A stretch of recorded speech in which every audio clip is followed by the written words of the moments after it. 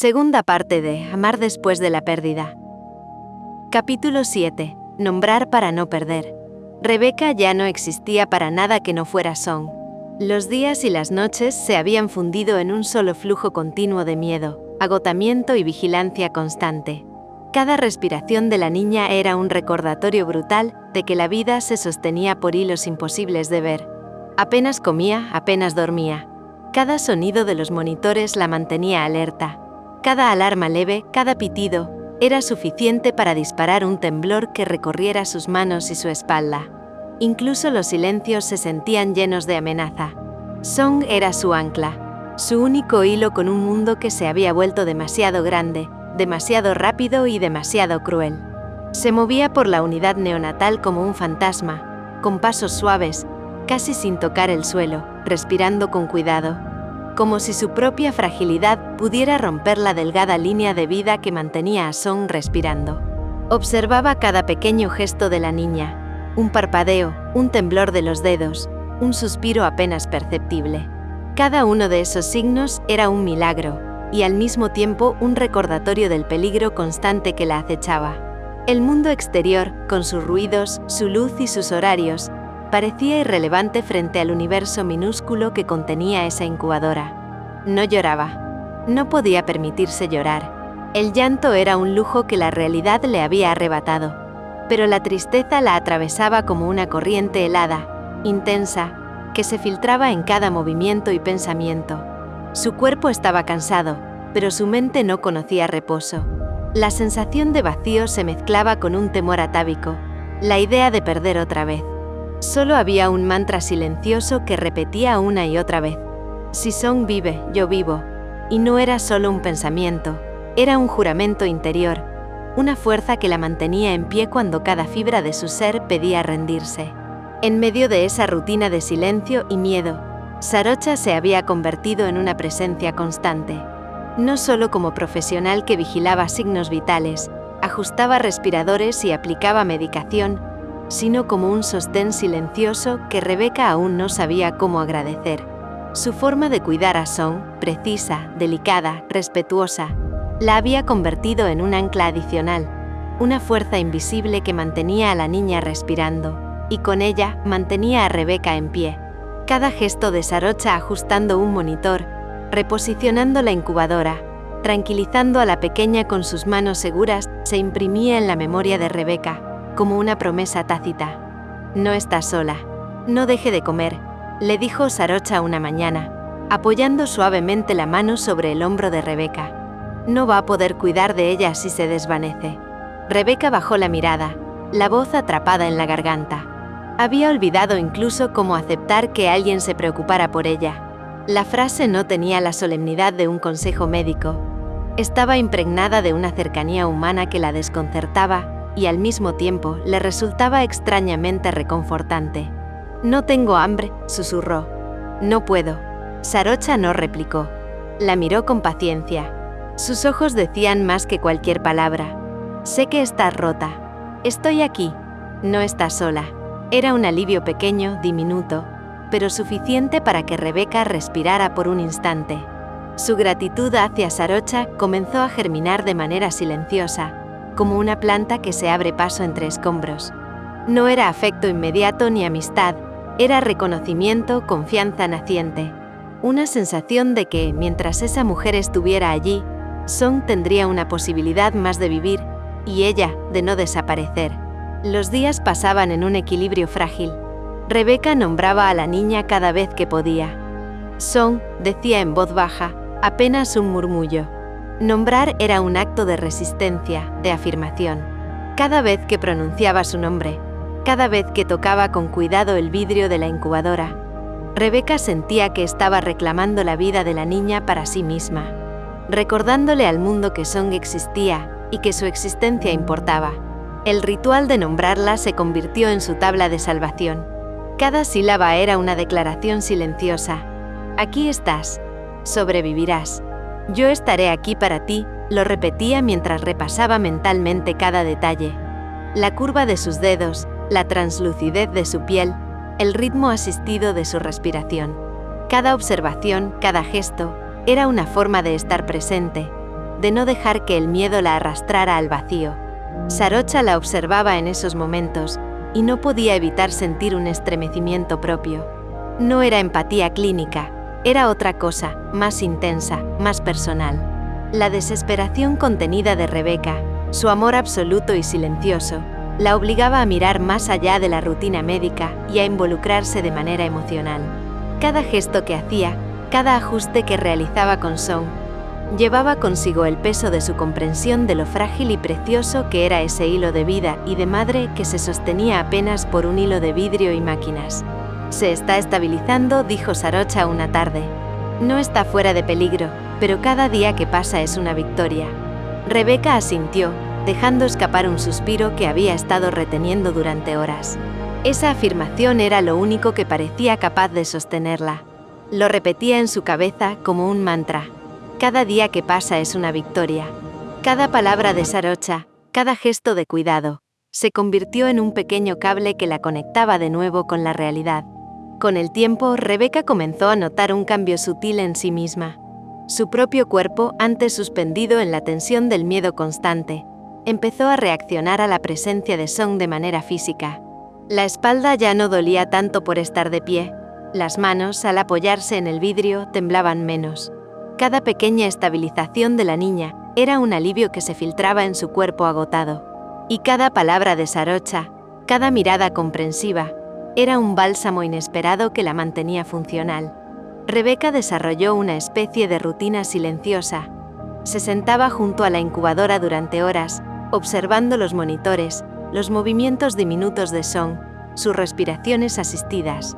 Nombrar a la niña se convirtió en un acto casi sagrado, como si con cada repetición pudiera reforzar su existencia en el mundo. Cada Song susurrado atravesaba la distancia entre madre e hija, uniendo sus cuerpos y almas en un vínculo que se había formado en la fragilidad más absoluta. En esos días, Rebeca aprendió a depender de Sarocha tanto como de sí misma. No era amistad todavía, no era confianza plena. Era la aceptación silenciosa de que necesitaba ayuda, de que alguien más podía compartir el peso insoportable de la fragilidad de Song. Una dependencia que no era humillante, sino necesaria, vital. Sarocha se convirtió en un ancla doble. Sostenía a Song y con esa acción sostenía a Rebeca. Cada gesto suyo, cada intervención medida, era un recordatorio de que la vida podía sostenerse, aunque solo fuera por un hilo. Y mientras las horas se acumulaban entre tubos, pitidos y respiraciones asistidas, Rebeca comprendió algo más profundo. Nombrar a Song, cuidar de ella con la mirada, respirar con ella, era su manera de resistir la pérdida. Era su forma de mantenerse viva, de no desaparecer en el vacío que Irin había dejado tras su muerte. Cada movimiento de la niña se transformaba en un recordatorio. Mientras respirara, había un hilo que la conectaba con la vida, con el amor y con la esperanza, aunque fueran mínimas. Sarocha, a su lado, comprendía que estaba siendo testigo de un fenómeno más grande que la medicina. Una madre reconstruyéndose desde el dolor, un vínculo que empezaba a surgir, y la urgencia de sostenerlo todo antes de que el mundo se desmoronara. Sentía una empatía que iba más allá de lo profesional, una afinidad silenciosa que le obligaba a permanecer cerca, sin intervenir más que cuando era necesario, dejando que Rebeca aprendiera a cuidar y a amar de nuevo. Y mientras Song luchaba entre tubos, respirando con esfuerzo, Rebeca se aferraba a cada pequeño movimiento, a cada suspiro, a cada murmullo. «No te dejo, no te perderé». Era una promesa que, hasta entonces, solo podía sostener con la voz. Pero la fuerza que emanaba de ella, silenciosa y tensa, era suficiente para atravesar cristal, plástico y miedo. Y Sarocha la vio con claridad. Supo, sin necesidad de palabras, que esa madre aún rota estaba dispuesta a todo. A todo. Capítulo 8. La culpa de respirar. Rebeca apenas recordaba cómo había llegado a su departamento. El viaje desde el hospital se había sentido como flotar, una sucesión de gestos automáticos. Abrir la puerta, quitarse los zapatos, dejar la chaqueta colgada. Solo fue a ducharse y a dormir un par de horas, tiempo que parecía más una necesidad física que un descanso real. Cada instante lejos de Song le provocaba una sensación de vacío y culpa que la acompañaba como un peso imposible de soltar. El agua caliente de la ducha no la calmó. Apenas tocaba su piel. Cada gota parecía recordarle que respiraba, que seguía viva, que Irin no estaba. La culpa era un nudo permanente en su pecho, un recordatorio silencioso de que había sobrevivido cuando la persona que más amaba no lo hizo. Se sentía indignamente respirando, como si cada inhalación fuera un error, un privilegio que no merecía. Cada latido parecía un insulto a la memoria de Irin, y la fuerza de ese reproche invisible la hacía encorvarse ligeramente, temerosa incluso de mover las manos. Cuando finalmente se recostó en la cama, el breve descanso apenas le permitió cerrar los ojos. Los recuerdos de Irin se mezclaban con la imagen de Song, frágil, diminuta, luchando por cada respiración. Se preguntó una y otra vez cómo sería cuidar a la pequeña. Probablemente Irin lo habría hecho mucho mejor que ella. Había sido la más fuerte, la más paciente. Su amor no conocía límites ni fatiga, y Rebecca se sentía pequeña y torpe frente a esa responsabilidad que ahora le caía de golpe. La sensación de insuficiencia la aplastaba, haciendo que sus pensamientos giraran en círculos, incapaces de hallar consuelo. ¿Cómo voy a hacerlo sola? ¿Cómo voy a protegerla?, pensaba, con la voz rota de miedo y agotamiento resonando en su cabeza. La culpa de respirar, de existir, de ser la única superviviente de aquel amor truncado, la mantenía despierta, tensa, hipervigilante. Cada segundo de reposo se sentía como una traición a Irin. Cada respiro era una injusticia que la hacía sentirse diminuta e insuficiente. Cada vez que su corazón se aceleraba por un sueño breve o un recuerdo inesperado, se culpaba a sí misma por seguir viva, por seguir respirando, por ocupar espacio en un mundo donde Irin ya no estaba. Mientras tanto, en otra parte de la ciudad, Sarocha se encontraba con su amiga Nam. El café humeante entre sus manos no ofrecía consuelo. La conversación giraba alrededor de la pequeña que había sido ingresada en la unidad neonatal, la niña que había perdido a su madre al nacer. Sarocha hablaba con cuidado, describiendo los gestos mínimos de la niña, su respiración asistida, la precisión con la que debía vigilar cada curva de su diminuto cuerpo, la fragilidad que la hacía tan extraordinaria. «Es prematura», explicó Sarocha, la mirada fija en la taza. «Apenas pesa, y la madre no sobrevivió». Nam escuchaba en silencio primero, dejando que Sarocha desplegara cada detalle. Luego habló, con voz suave pero directa. «No te encariñes demasiado, Sarocha. ¿Sabes cómo es esto? La gente muere, los bebés se van, y tú terminas cargando más de lo que deberías». Sarocha asintió mecánicamente, con un hilo de sonrisa triste. Pero en su interior sabía que ya era demasiado tarde para eso. La pequeña le había atravesado el corazón de inmediato. No era solo un caso clínico, no eran solo signos vitales o protocolos. Cada respiración que escuchaba, cada temblor de los dedos diminutos, la conectaba a algo más profundo, imposible de desligar. Sentía un vínculo que trascendía la obligación profesional. Una conexión silenciosa que ya la obligaba a cuidar de esa vida con todo lo que tenía. «Lo sé», dijo finalmente. «Pero ya la siento», como si fuera imposible no hacerlo. Nam no replicó, pero su mirada era comprensiva, casi resignada. Sabía que no había palabras capaces de proteger a Sarocha de la conexión que ya se había formado, de ese vínculo que no conocía límites profesionales. Y Sarocha, por un instante, permitió que esa verdad la abrumara. No era solo la niña lo que la atrapaba, sino también la historia detrás de su madre, la tragedia que la había dejado vulnerable, y la necesidad de sostenerla como si fuera un pedazo de su propio corazón. De vuelta en su departamento, Rebecca se levantó de la cama, con los ojos secos y la mandíbula tensa. No podía quedarse allí, encerrada en la culpa y el vacío. Cada segundo lejos de Song era un recordatorio de lo frágil que era la vida, y de lo mucho que dependía de ella la supervivencia de la niña. Se vistió con movimientos automáticos, casi mecánicos, y salió a la calle con la sensación de que cada paso la acercaba a su obligación, a su necesidad, a su deber moral y emocional. Cada semáforo, cada transeúnte, cada bocina de la ciudad parecía irrelevante frente a la urgencia que la llamaba al hospital. El aire frío de la ciudad la golpeó con un realismo brutal.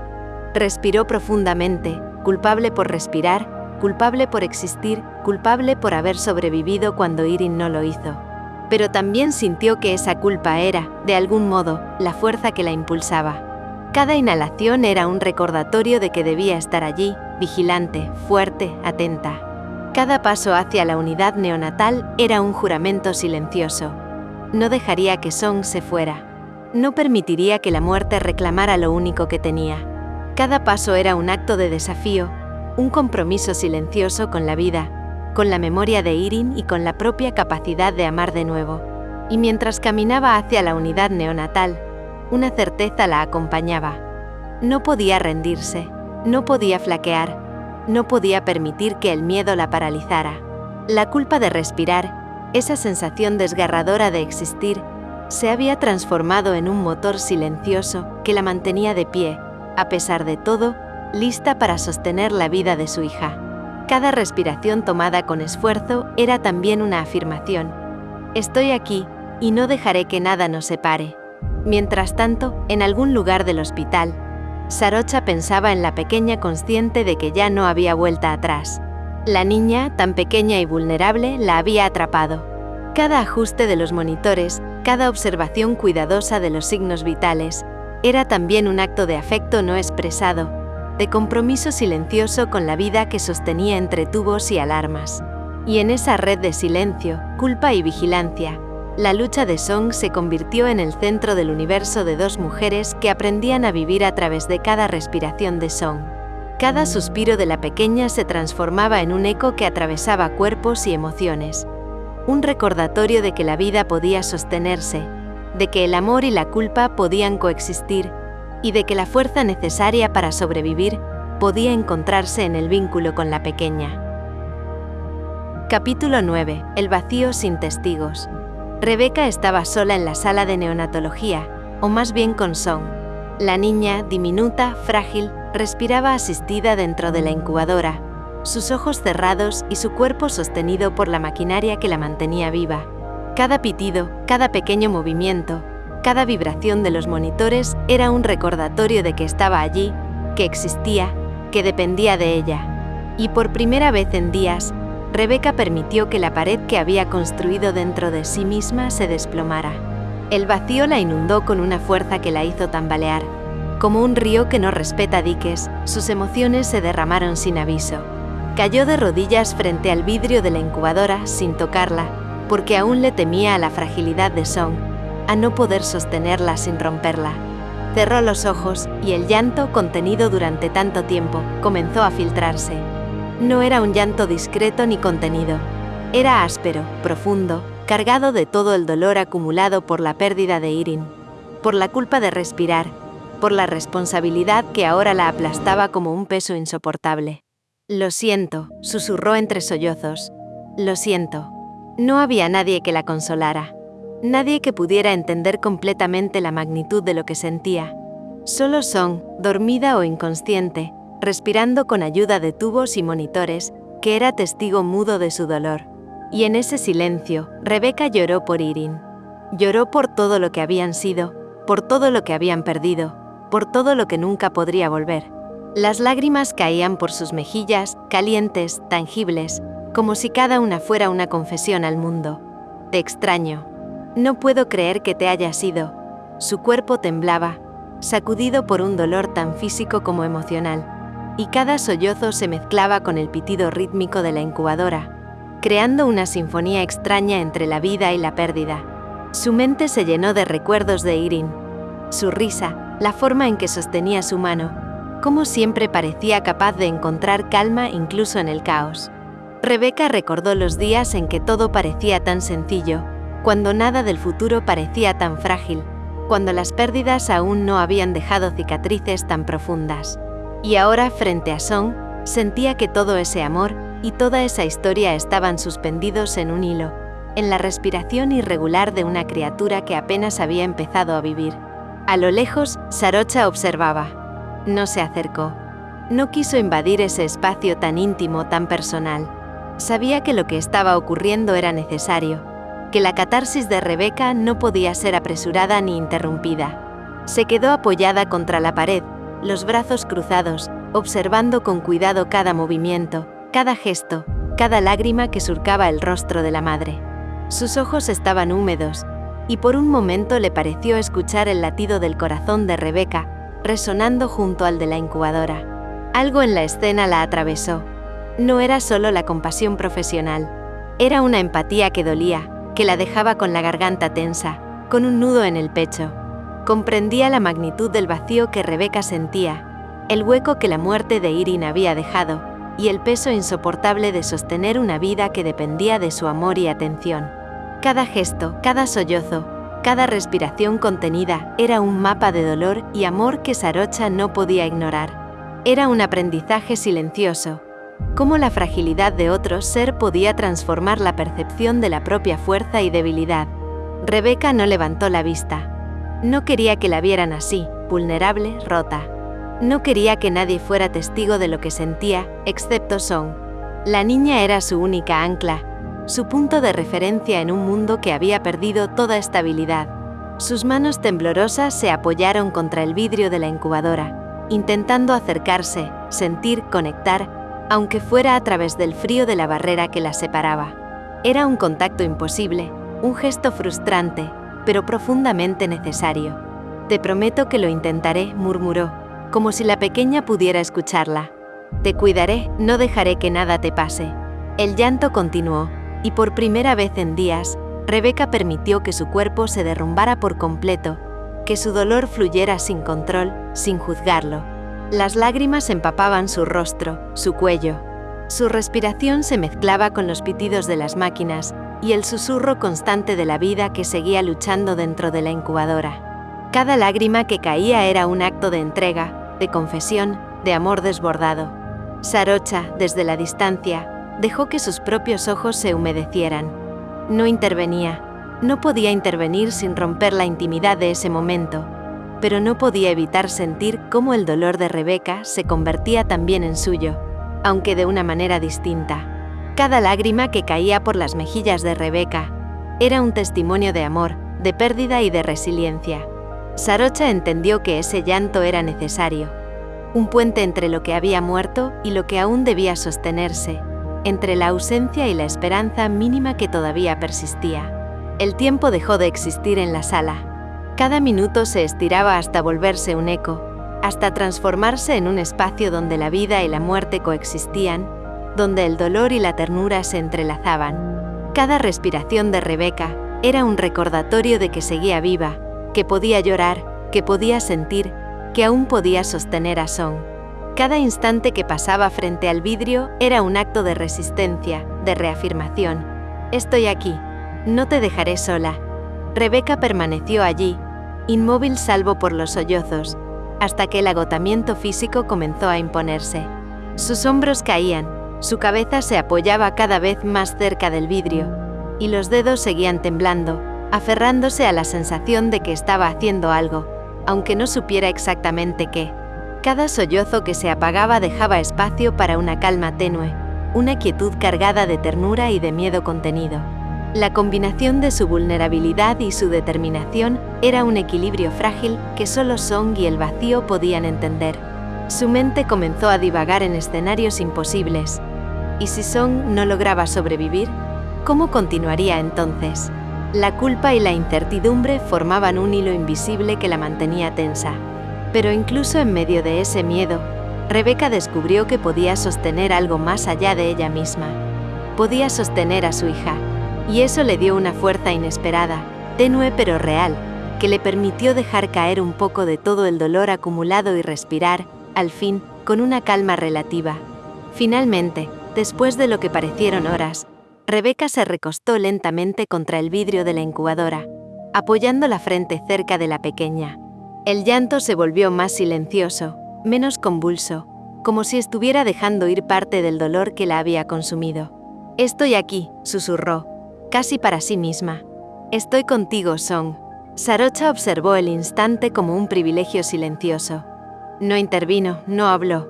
Dejó que la madre y la hija compartieran ese vacío sin testigos, entendiendo que ese momento era fundamental, que ninguna palabra podría reemplazarlo, y que la presencia, aunque muda, Era el primer acto de recuperación de Rebeca. Rebeca permitió que sus lágrimas terminaran de deslizarse, pero no cerró los ojos de inmediato. Su respiración se fue equilibrando, lenta, profunda, cada inhalación y exhalación, un recordatorio de que estaba viva, que podía sostener a Song, que podía resistir. Por primera vez, sentía que podía mirar más allá de la culpa, de la pérdida, del miedo que la había consumido. Cada respiración se volvió un acto de afirmación, de amor, de cuidado, de supervivencia.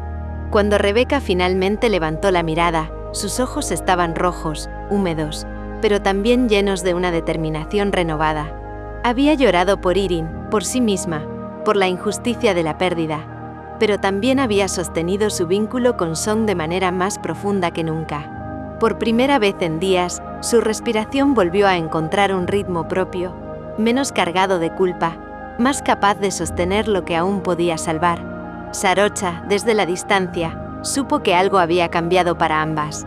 La fragilidad de la pequeña ya no era solo un desafío clínico. Se había convertido en el epicentro de un vínculo que atravesaba dolor, ausencia y amor, y que silenciosamente comenzaba a reconstruir a la madre que había sido rota. El vacío sin testigos se llenó de vida, de llanto, de respiraciones compartidas, y de una certeza mínima pero poderosa. Mientras Rebeca llorara, mientras Song respirara, había un hilo que unía el pasado con el presente, y una esperanza, tenue pero real, que la sostenía. Cada segundo allí se volvió un recordatorio de que incluso en la fragilidad más extrema, existía la posibilidad de reconstruirse, de amar y de sobrevivir. Capítulo 10. La pediatra. Sarocha Chankima permanecía en la sala de neonatología mucho después de que la mayoría del personal se retirara. Las luces suaves, el zumbido constante de los monitores y el calor tenue de las incubadoras creaban un espacio casi irreal, como si estuviera suspendida en un tiempo que no pertenecía a nadie más que a ella y a Song. Cada vez que la pequeña respiraba, asistida por la maquinaria, un estremecimiento recorría su cuerpo. No entendía completamente por qué sentía esa necesidad de estar presente, de vigilar, de proteger. No era solo la profesional que cumplía con su deber. Había algo más, algo profundo y confuso que la obligaba a quedarse. En sus tiempos libres, Sarocha se acercaba a la incubadora, a cierta distancia, y observaba cada gesto mínimo de Song.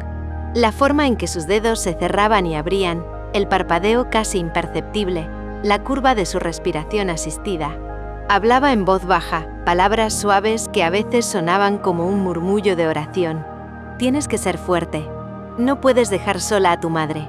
Ella ya ha sufrido demasiado.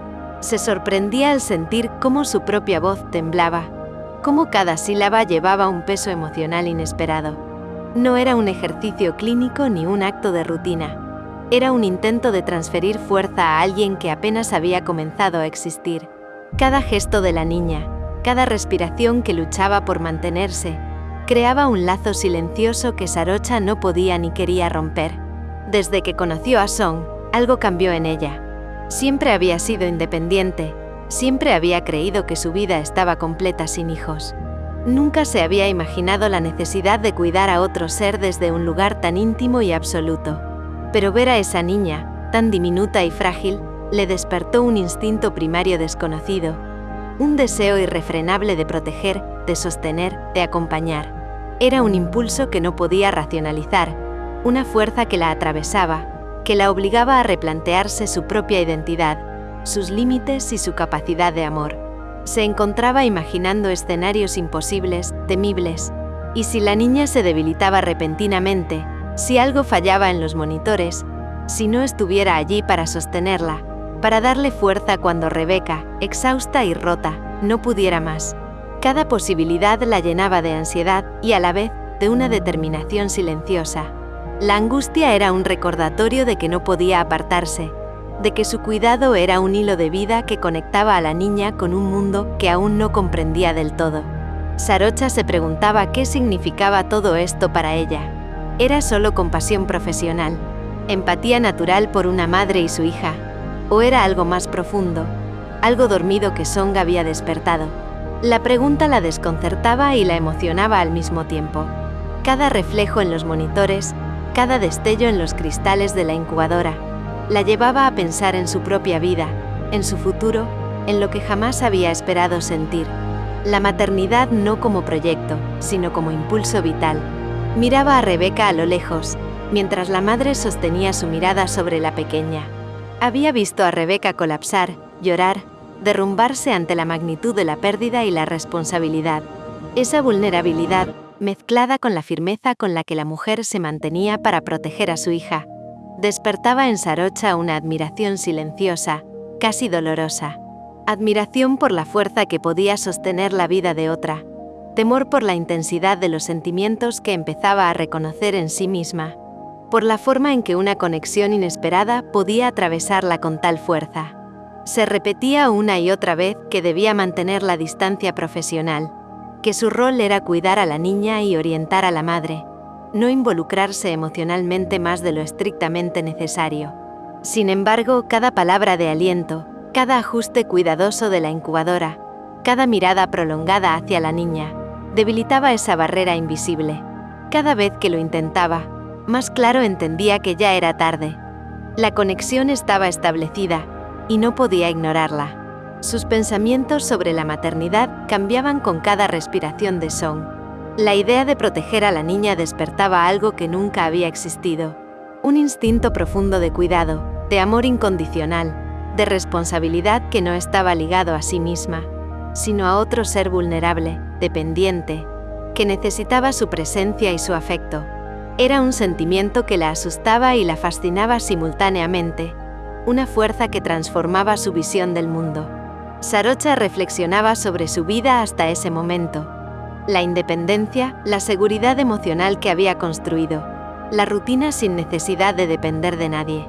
Todo eso se tambaleaba frente a la urgencia de proteger a Song, de acompañarla, de estar allí en cada respiración, en cada gesto, en cada instante que pudiera marcar la diferencia.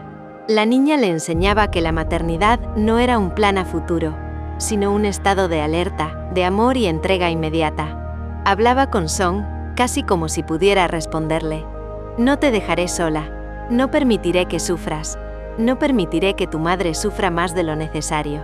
Cada frase estaba cargada de tensión, de afecto recién descubierto, de un instinto que no comprendía del todo.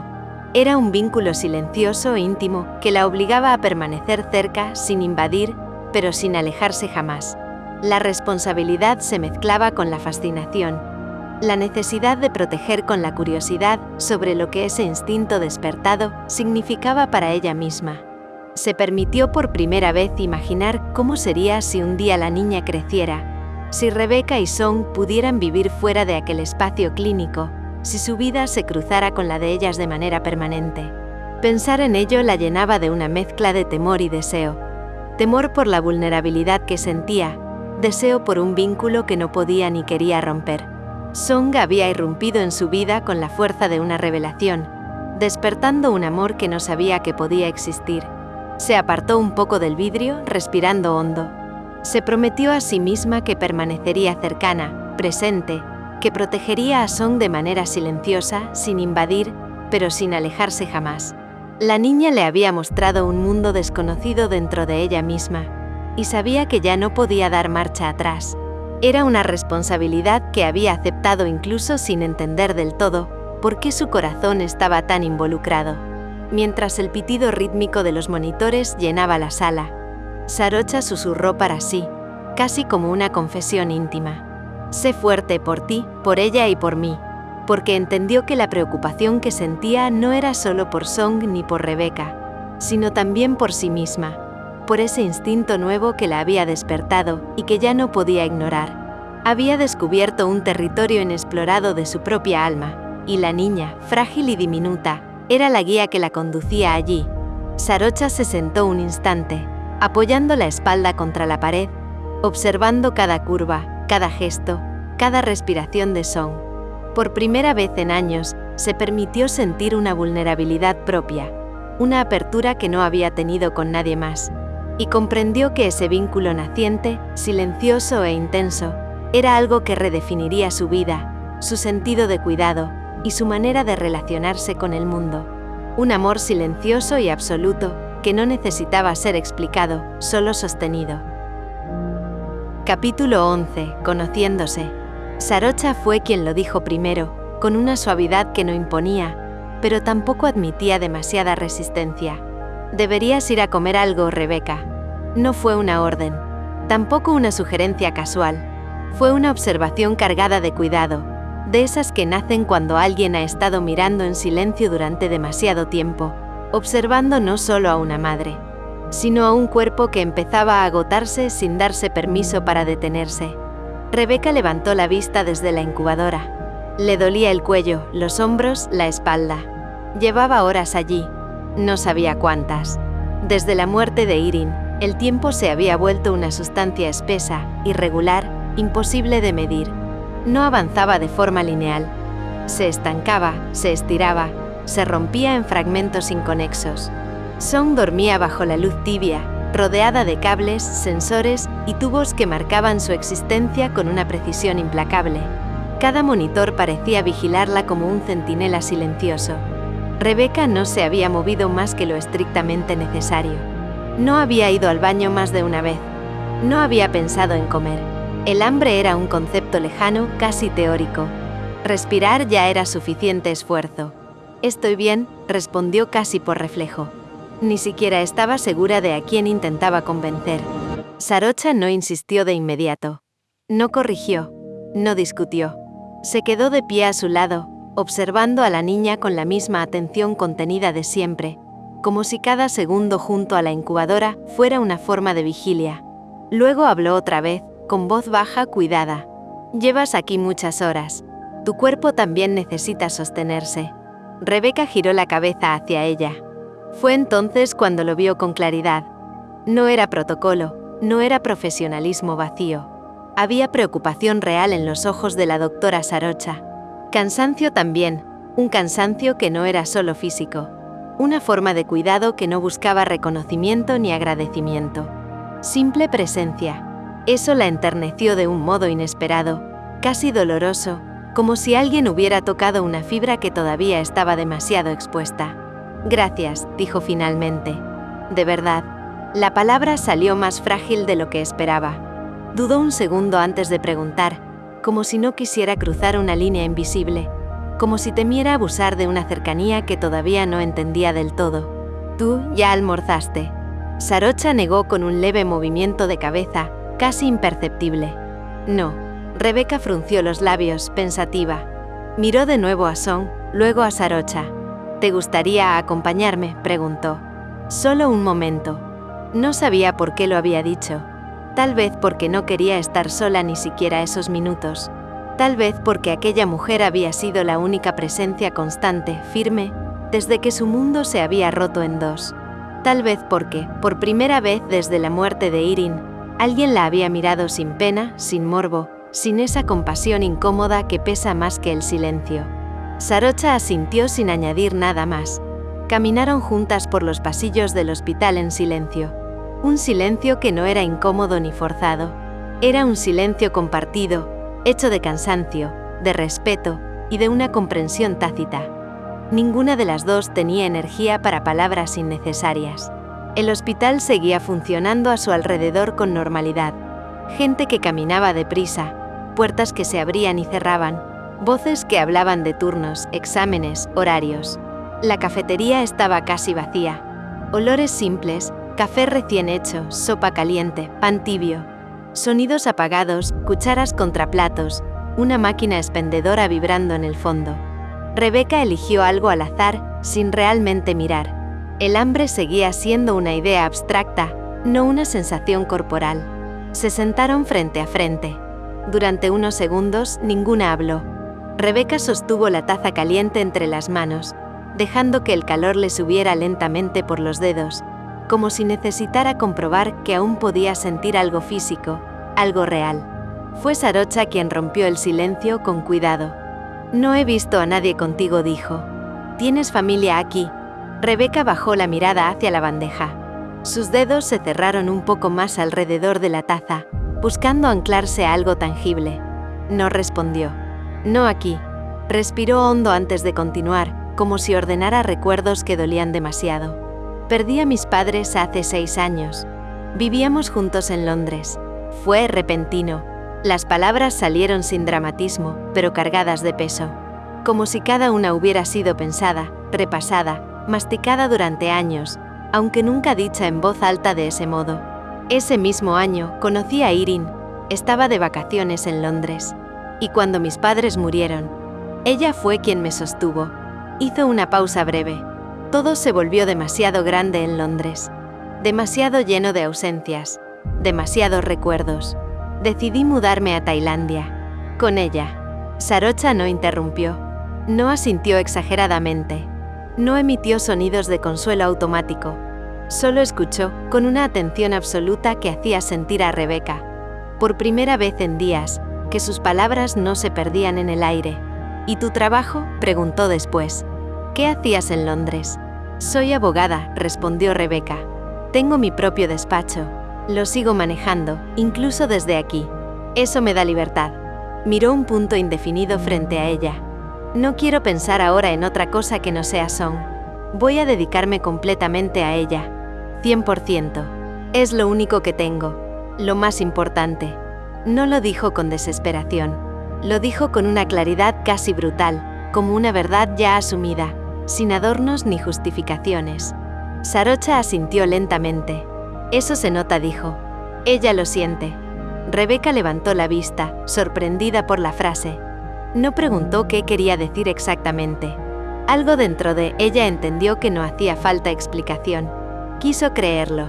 Necesitaba creerlo. Gracias, dijo de nuevo. Por todo lo que haces por ella. Por cómo la miras. Por cómo estás. Sarocha bajó la mirada por un instante, como si no supiera muy bien dónde colocar esas palabras. Es mi trabajo, respondió. Pero no sonó defensivo. Sonó honesto. Como si el trabajo, para ella, fuera una forma profunda y silenciosa de estar en el mundo. Rebeca dudó un segundo antes de hacer la siguiente pregunta. ¿Tienes hijos? No, respondió Sarocha. Nunca los tuve. ¿Porque no quisiste o...? Sarocha sonrió apenas. Una sonrisa breve, sin melancolía. Porque me he dedicado completamente a mi carrera. Rebeca asintió. Sintió el impulso de preguntar algo más. Algo personal. Si estaba casada. Si había alguien esperándola en casa. La pregunta se le formó en la boca, clara e insistente, pero no salió. Le pareció inadecuada. Como si aún no tuvieran derecho a cruzar ese umbral. Se quedaron en silencio unos minutos más. No era un silencio vacío. Era un descanso breve en medio del caos, una tregua pequeña pero necesaria. Cuando regresaron a la unidad neonatal, Rebeca sintió algo distinto en el pecho. No alivio, no esperanza plena, pero sí una certeza pequeña, firme, casi tímida. No estaba completamente sola. No había romance en ese gesto. Solo humanidad, y en ese momento, eso era más que suficiente. Capítulo 12. La fuerza de Song. Había pasado un mes desde el nacimiento de Song. Un mes que no se parecía a ningún otro tiempo que Rebeca hubiera vivido antes. No eran días normales ni noches reconocibles. No había semanas, no había fines de semana, no había relojes con sentido. Eran fragmentos, horas suspendidas, madrugadas interminables, amaneceres que no traían alivio sino continuidad. Un tiempo espeso, denso, donde cada minuto parecía repetirse sobre sí mismo sin avanzar realmente. El hospital se había convertido en su único mundo. Aprendió a distinguir el paso del tiempo por el cambio de turnos del personal, por la luz artificial que nunca variaba demasiado, por el cansancio acumulado en su cuerpo que ya no sabía descansar. Aprendió a dormir sentada, a comer sin hambre, a vivir con el corazón en estado de alerta permanente. En ese mes, Rebeca aprendió a medir la vida en cifras diminutas, en variaciones mínimas de peso, en saturaciones de oxígeno que subían o bajaban décimas, en números que para cualquiera fuera de ese lugar habrían sido irrelevantes, pero que para ella definían estados emocionales completos. Un decimal menos, y el miedo. Un decimal más, y el alivio momentáneo. Song seguía siendo pequeña, frágil, demasiado liviana para la gravedad de todo lo que había ocurrido. A veces, cuando Rebeca la observaba dentro de la incubadora, le parecía imposible que ese cuerpo tan diminuto hubiera sobrevivido a tanto. A veces la culpa la atravesaba como un rayo. Culpa por estar viva, culpa por no haber podido protegerla antes, culpa por no haber sabido evitar la pérdida que las había marcado desde el inicio. Pero algo había cambiado. Ya no era solo sobrevivir. De a poco, casi con timidez, la niña comenzaba a mejorar. No era un progreso espectacular. No había anuncios grandilocuentes ni sonrisas desbordadas. Los médicos lo decían con cautela, con ese lenguaje preciso y contenido que se usa cuando la vida aún pende de un hilo.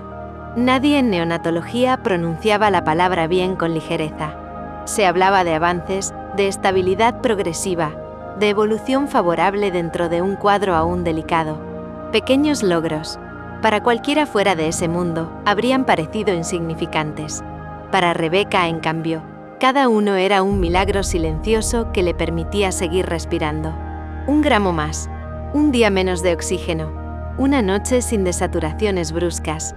Song luchaba, no con fuerza ruidosa, no con gestos evidentes, sino con una persistencia callada, casi obstinada. Como si, aún sin entender el mundo al que había llegado, se negara a abandonarlo. Y Sarocha lo veía. La doctora observaba a la niña con una atención que iba más allá de los números y los protocolos. Conocía cada gesto mínimo, cada microexpresión, cada reacción sutil que solo alguien que pasa horas mirando aprende a reconocer. Sabía cuándo un movimiento era reflejo y cuándo no. Cuándo un silencio era tranquilo y cuándo era una advertencia. Ese día, mientras revisaba los monitores y los registros clínicos, supo que había llegado un momento distinto. Uno importante. No decisivo aún, pero significativo. Cuando Rebeca llegó a la unidad neonatal esa mañana, como lo hacía todos los días, con el mismo ritual silencioso: lavarse las manos, colocarse la bata, respirar hondo antes de mirar a su hija. Sarocha la estaba esperando. Rebeca dijo, llamándola con una suavidad que contrastaba con la dureza del entorno. Ella se detuvo de inmediato. Algo en el tono le hizo contener la respiración. No era alarma, tampoco rutina. Song ha estado estable, continuó. Ha respondido bien estos últimos días.